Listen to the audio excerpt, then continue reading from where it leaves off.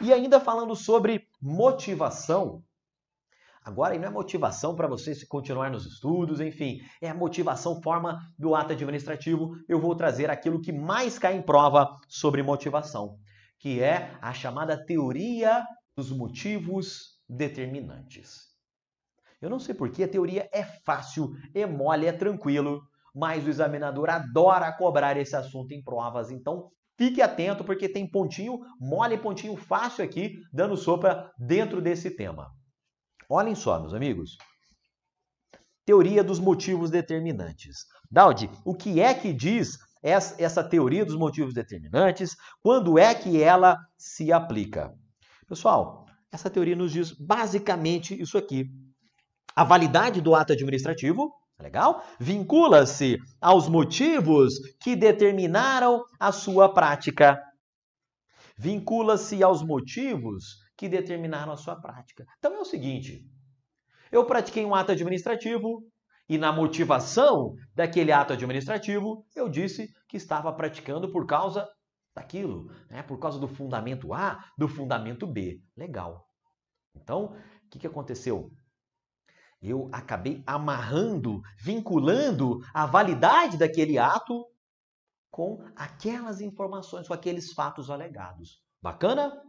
Se amanhã descobre-se que aquela motivação, que aqueles motivos declarados não são verídicos, meus amigos, o ato torna-se inválido. Porque os motivos declarados são determinantes na validade do ato. Tá legal? Então, olha só. Pratiquei de novo e vou me recorrer àquele exemplo da remoção. Pratiquei ali a remoção de um servidor e eu declarei lá no ato de remoção que um dos motivos, né, um dos principais motivos daquela remoção era porque no local de destino havia poucos servidores. Eu fiz aqui um levantamento da força de trabalho e vi lá que tinha pouca gente e que aqui tinha muita gente. Então, por isso que eu estou removendo aquele servidor público. Bacana? O que acontece? Se 10 dias depois, um mês depois, um ano depois, descobre-se que aquela informação que eu aleguei era falsa, não era verdadeira, meus amigos, aquela remoção não vale mais nada. Não é legal? Aquela remoção ela é declarada nula. Por quê? O ato administrativo, ou a validade do ato administrativo, fica amarrada aos motivos que determinaram a sua prática. Bacaninha? Então, olhem só. O que vai acontecer é que se depois eu provo que aquela motivação não é verdadeira, o ato administrativo perde a sua validade. Nós estamos falando aqui em anular, declarar a nulidade de um ato administrativo. Bacana? E aí, entendido essa parte, o que mais cai em prova da teoria dos motivos determinantes são as situações nas quais ela se aplica. Amigos, ela aplica-se a atos que foram motivados. Se houve motivação na prática daquele ato administrativo, terá lugar a teoria dos motivos determinantes. Não importa se o ato era discricionário, se o ato era vinculado. Meus amigos, não importa nem mesmo se o ato não exigia motivação. Mesmo aquele ato que não exige motivação, aqueles poucos casos, e eu vou lá e motivo aquele ato, pessoal, a administração vinculou a validade do ato com aqueles motivos, então o ato poderá ser invalidado posteriormente. Por isso que a gente diz que essa teoria aplica-se a todos os atos que foram motivados, sejam eles vinculados, discricionários, ou mesmo atos que em princípio não exigiriam motivação, mas que assim o foram. Beleza? Olha só, para a gente concluir aqui a forma do ato administrativo, é importante detalhar o seguinte: vícios quanto à forma. E aqui não tem muito mistério. Se o defeito recai sobre uma formalidade essencial do ato administrativo, legal? O vício será insanável. E aí ele não será passível de convalidação. Por outro lado, se aquele defeito recai sobre um aspecto da forma do ato que não é essencial, teremos lá um vício sanável, aquele que admite, sim, convalidação. Bacana? Adiantando aqui um pouco mais, meus amigos, nós vamos tratar agora do quarto elemento dos atos administrativos, que é o motivo da sua prática ou a causa do ato. E a gente já sabe que motivo não se confunde com motivação. A motivação é a descrição, é escrever, é botar no papel o motivo. Tá legal? E o motivo o que é? São as razões, é o porquê de se ter praticado aquele ato, é a causa do ato. Consoante diz a doutrina, são as razões de fato e de direito que levaram a administração pública a praticar esse ato. Tá legal? No exemplo lá do início da aula, nós trouxemos lá a concessão de uma licença paternidade, né? E o que vai acontecer? Nós teremos lá razões de fato e razões de direito que levaram à prática daquele, né? Que levaram à expedição daquela licença paternidade. Né? E as razões de fato seriam o quê? Nascimento do filho. Legal? Razões de fato que se somam a razões de direito. Né? O dispositivo da lei que prevê, né, que dá o direito do servidor público a usufruir da licença paternidade. Legal? Então é o motivo, é a causa, né, é realmente o porquê de ter sido praticado aquele ato administrativo. Bacana? Nós sabemos que nos atos vinculados, o motivo será um elemento vinculado. Nos atos discricionários, o motivo será elemento discricionário. Bacana? Por fim, caminhando já para o final aqui desse bloco, nós temos que tratar com vocês sobre o objeto ou conteúdo do ato administrativo. Amigos, o objeto ou conteúdo ele acaba se confundindo com o próprio ato administrativo. Legal? No ato administrativo para dissolução da passeata, qual que é o objeto? Dissolução da passeata. Ato administrativo para concessão de licença paternidade, qual que é o objeto? Concessão da licença paternidade. Bacana? Então, o objeto é justamente o efeito jurídico que eu espero provocar com aquele ato administrativo. Bacana? Eu estou falando aqui na aquisição, extinção, modificação de um direito. Este é o objeto, é o conteúdo do ato administrativo. Eu vou alterar, né? O que eu pretendo alterar no mundo jurídico? Qual é o direito, né, que eu pretendo extinguir com esse ato administrativo? Isto vai constar do conteúdo do ato. Legal? Então, eu vou dar um direito a um servidor de ficar sem trabalhar por tantos dias, recebendo a sua remuneração. Legal? Então, é isso que vai constar aqui do objeto do conteúdo do ato administrativo. Lembrando que o objeto acaba se confundindo também com a finalidade específica do ato. Legal? Esse efeito jurídico, né? Esse efeito jurídico imediato que se espera do ato, é também a finalidade específica que a gente comentou anteriormente. Tá legal? O que mais, meus amigos? O objeto do ato administrativo deve ser lícito. Deve ser possível, deve ser certo e moral. Legal? Sob pena de nós termos ali a prática de um ato inválido, né? Ou até mesmo, eventualmente, de um ato inexistente. Bacana? Nos atos vinculados, o motivo será objeto. O motivo não, o objeto. Né? Nos atos vinculados, o objeto será um elemento vinculado. Nos atos discricionários, o objeto será elemento discricionário. E aí não tem muito mistério. Bacana? O que vai acontecer?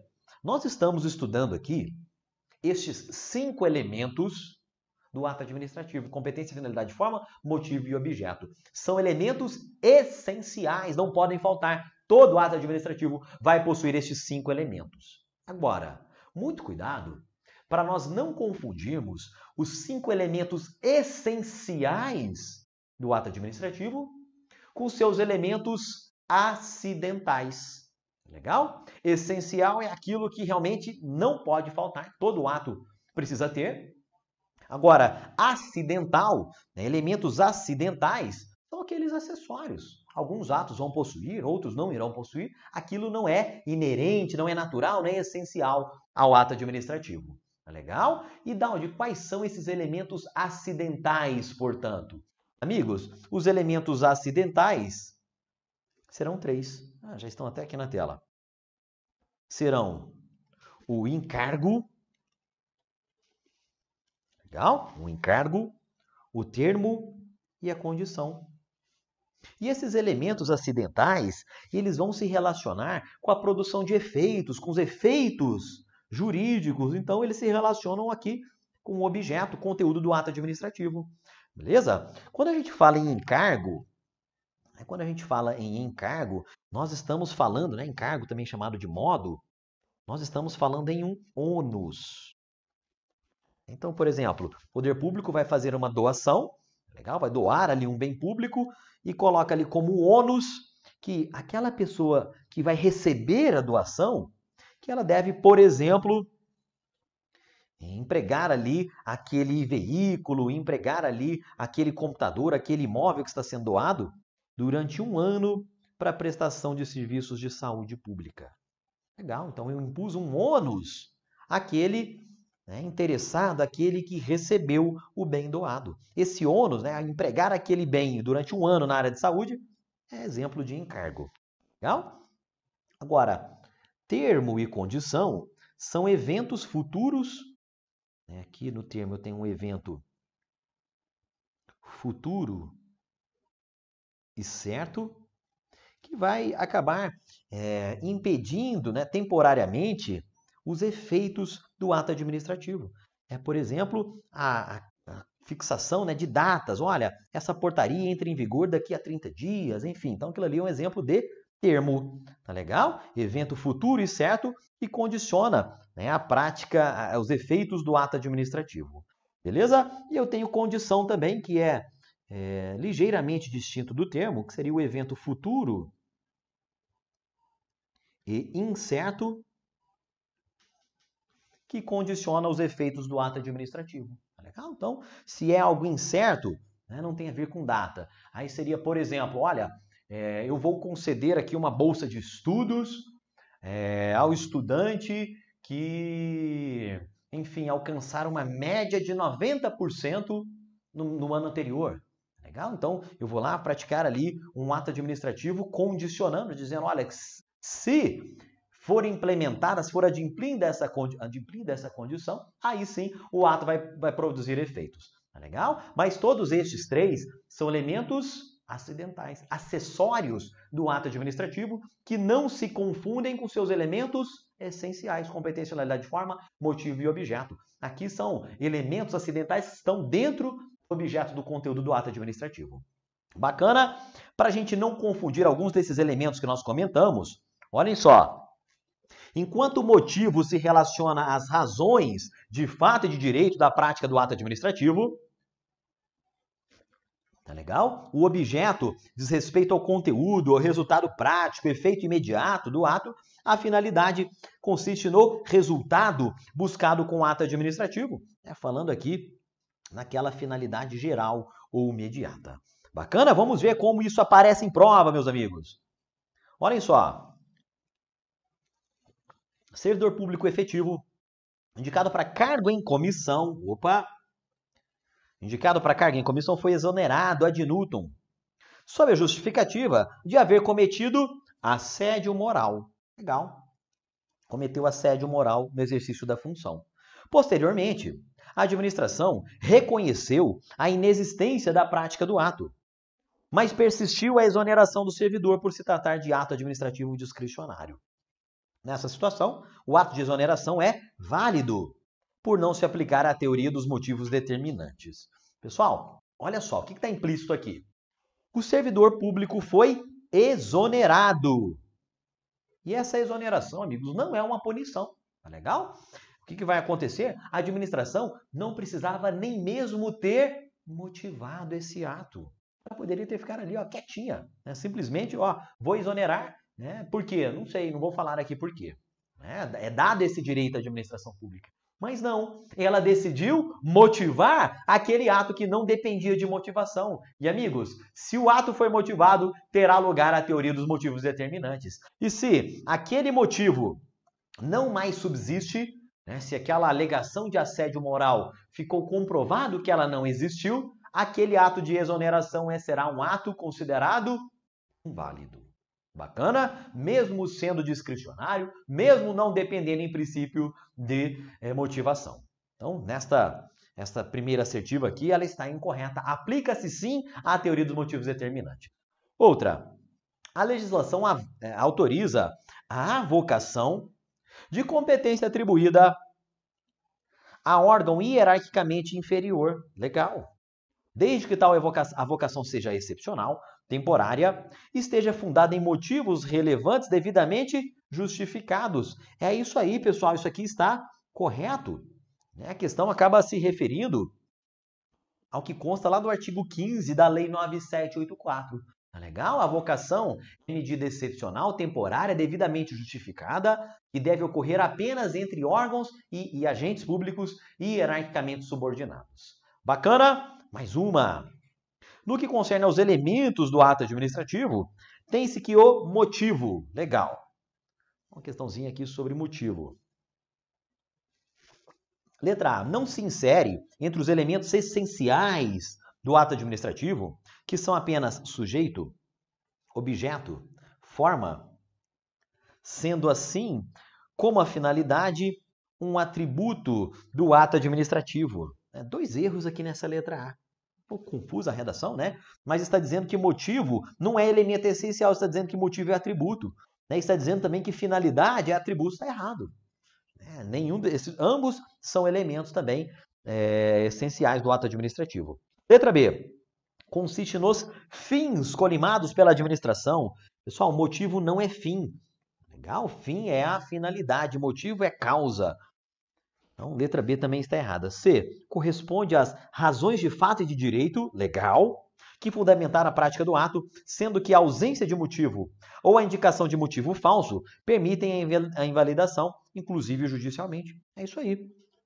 Se considerando aí que é necessário, que seria necessário indicar um motivo em determinadas situações, a indicação de motivo falso, à luz da teoria dos motivos determinantes, permitiria a invalidação do ato. Legal? D. Está presente apenas os atos discricionários, não todos possuem a distinção, a diferença é que em um será discricionário, no outro motivo será vinculado. Requisito específico para a prática de atos vinculados? Não, também não. É requisito de todos os atos administrativos. Mais uma, a finalidade que um ato administrativo deve alcançar é determinada pela lei. Até aqui está correto. O princípio da legalidade, enfim, é o interesse público que consta lá da lei. Inexistindo, nesse aspecto, liberdade de opção para a autoridade administrativa.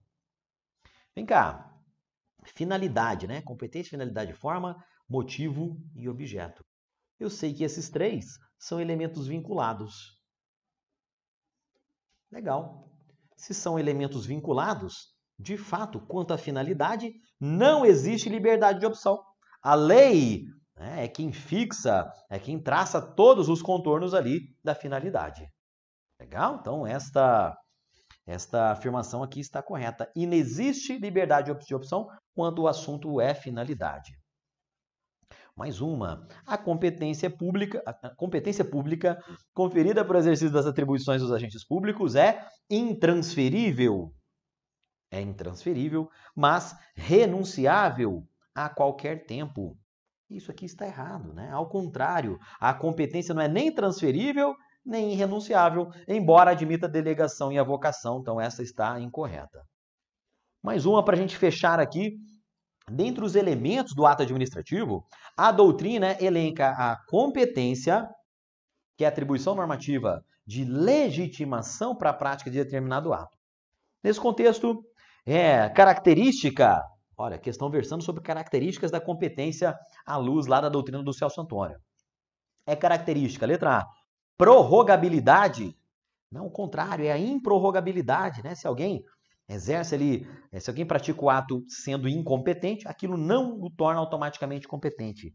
Irrenunciabilidade, beleza, apesar de admitir delegação e avocação, nos casos permitidos em lei, sem sombra de dúvidas, a letra B é o nosso gabarito.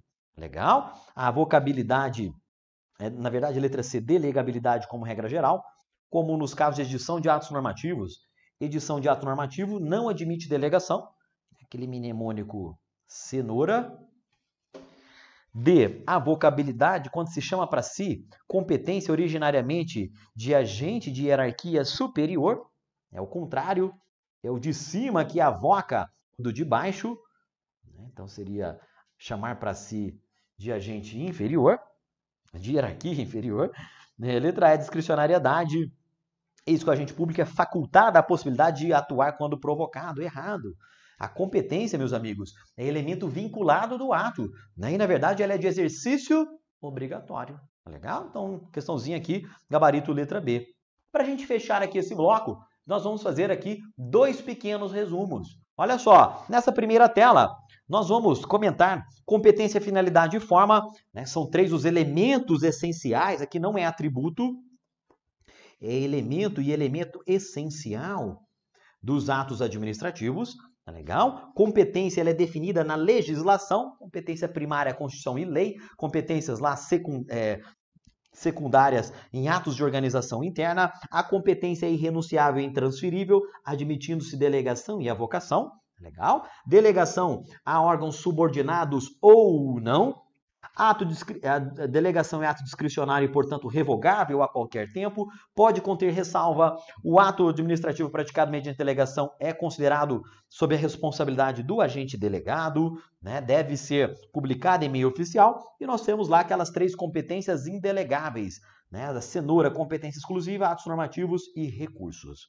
Já a avocação não é medida corriqueira, apenas em caráter excepcional, temporária, devidamente fundamentada, exceto competência exclusiva e apenas dentro de relações de hierarquia. Legal? Mais uma. Finalidade é o resultado que a administração pretende alcançar. Nós temos a finalidade geral, que é o interesse público invariavelmente, e a finalidade específica, que acaba se confundindo com o objeto daquele ato. Quando a gente fala em forma, é o modo de exteriorização do ato, né? Lembrando que, apesar de ser um elemento vinculado do ato administrativo, a lei nos diz que os atos do processo não dependem de forma determinada, senão quando a lei expressamente a exigir. Legal? Lembrando que faz parte da forma do ato administrativo a motivação, né? Que pode ser ali contextual ou per relacione ou aliude. O que mais? Quanto ao motivo, né, sem dificuldades, razões de fato e de direito que levaram à prática daquele ato, né, não se confunde com a motivação. O objeto é justamente o efeito jurídico imediato, é o conteúdo do ato que deve ser lícito, possível, certo e moral. E dentro do objeto nós temos lá